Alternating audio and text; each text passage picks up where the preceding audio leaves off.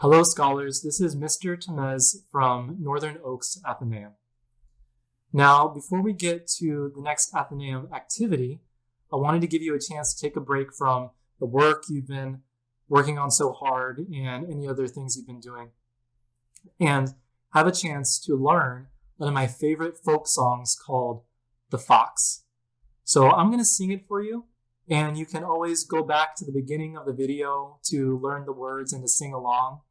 And then maybe later you can ask a parent or another adult to find the words so that you can sing them as a family. You ready?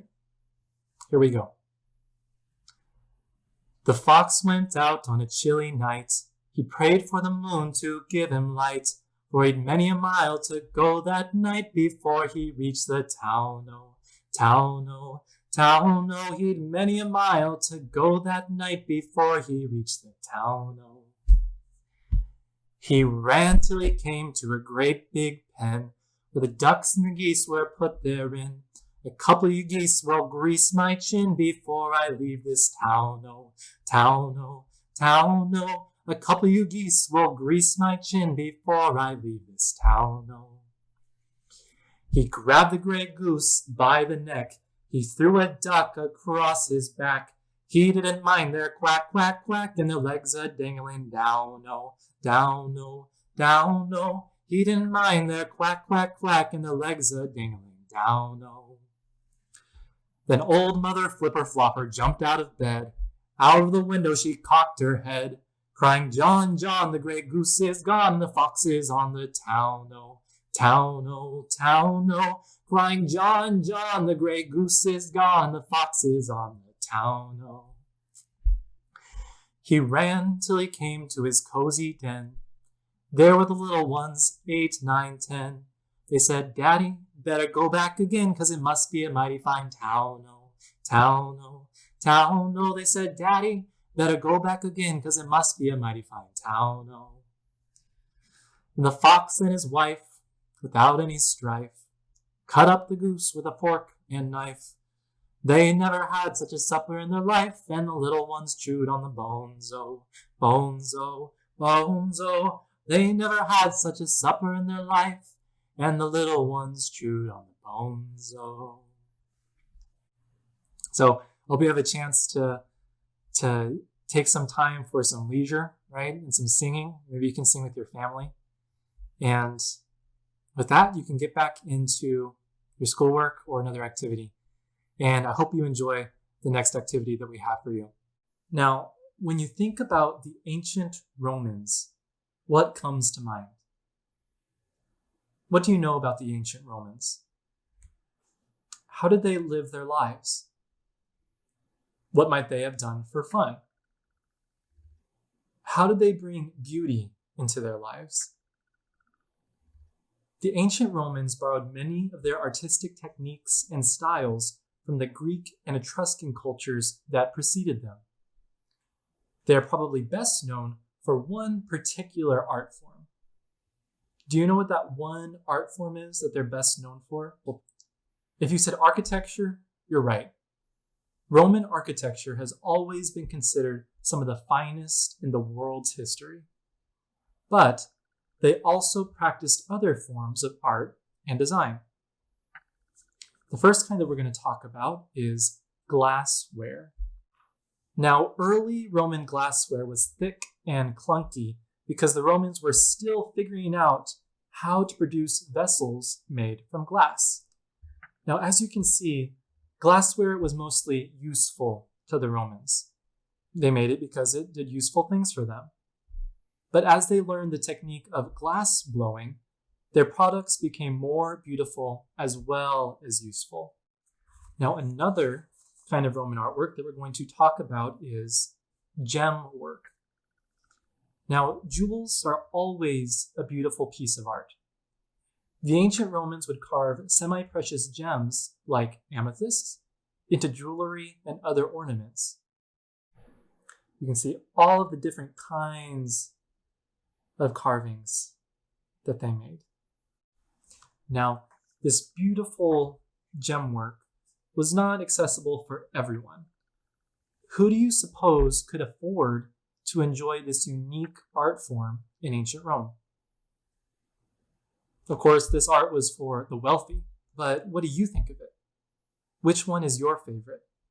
You can let me know in the comments below. Okay, the next kind of Roman artwork that we're going to talk about is metal work.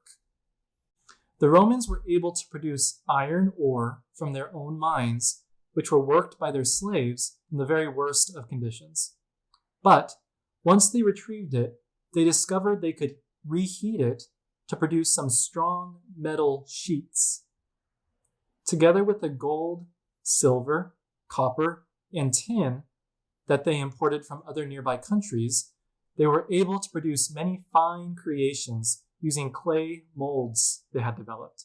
Sometimes these metals were used for coins and tableware like forks, knives, and spoons, but often it was used just to bring beauty. Now, if you'd like, you can make a project with me. I'm going to show you how to duplicate some Roman metalwork. Now, here's an example of what the metalwork will look like when we're done. Now, we'll go step by step, but it can look something like this. Now, we're going to make our own metalwork project in the style of the Roman art we have been discussing.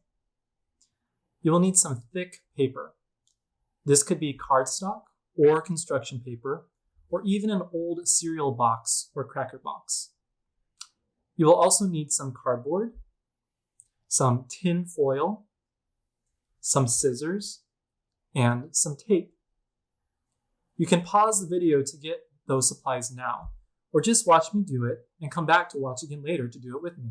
Now, ask an adult or older brother or sister to help you make a 6-inch by 6-inch square out of cardboard. Okay? Now, this is my finished square. So for your first step, you should have this 6-inch by 6-inch square. Okay? Now we need to add a design. You can choose any shape or letter you'd like. Draw your design on a piece of thicker paper like construction paper or cardstock. So if you have a piece of construction paper, that would work really well.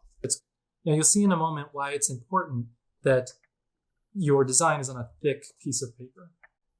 Now, once you have your shape cut out, you're going to want to glue that shape to the piece of cardboard or the cereal box. Okay, now it is there stuck to my square. Now, you might need to wait a few minutes for it to dry. And once you have gotten this far, we're going to cover the board and the shape with a piece of aluminum foil. This piece of foil needs to be bigger than your cardboard square so you can wrap it all the way around the sides, kind of like you would wrap a present for someone you love. After you have covered your piece of cardboard, you can turn it over and hold it in place with a piece of tape on the back. Okay? So I'm going to now wrap this in a piece of foil. Okay. You see, I've wrapped my square up in aluminum foil, so now it is a shiny square.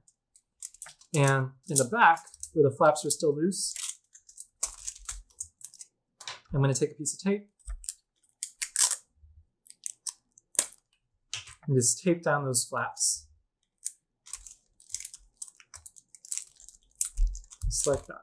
Okay, there's the back, taped together right there. And here's the front, nice and smooth. Okay. Now turn it over again so that it's on the flat front side. Now take a pencil that hasn't been sharpened or a pen with its cap still on and begin pressing gently around the shape you have created underneath. Okay, so again, you're going to take a pencil, but not a sharpened one, or a pen that still has a cap, and you're going to find the shape that's underneath the foil and begin tracing around it. Okay, so I'm pressing down here on the foil and seeing where this shape shows up. That's why it's important that the shape was made with thick paper so it pokes out from the foil and you can see it. So you start to make little grooves along the shape. So you'll see right here, I'm finding the outline of my shape. Okay, so now I've outlined the shape that was on my square underneath it. And remember, at any time you can pause it if you need to finish up a step before you keep going on. Okay, once you've made it that far, you can have fun designing the area around your design. Use your pencil or pen to be creative. I'm going to make some wavy lines and some smaller diamonds around my big diamond. You can also do straight lines, use the tip of your pen or pencil to make dots that form a pattern. You can also think about the Romans. What did you notice in the pictures we looked at? Can you add some of those patterns to your design? Maybe go back to earlier in the video and look at those designs and replicate some of them. All right. You can see some wavy lines around the big diamond. And now I'm just going to add some smaller diamonds. See these tiny diamonds here? All right. So now that I have some different designs around my center shape, let's also add color with markers. I would love to see your designs. Will you send me a picture and I'll add your photos on Facebook? I would really enjoy seeing your finished project. Thank you for spending time with me today. I miss you and can't wait to see you again soon. Bye.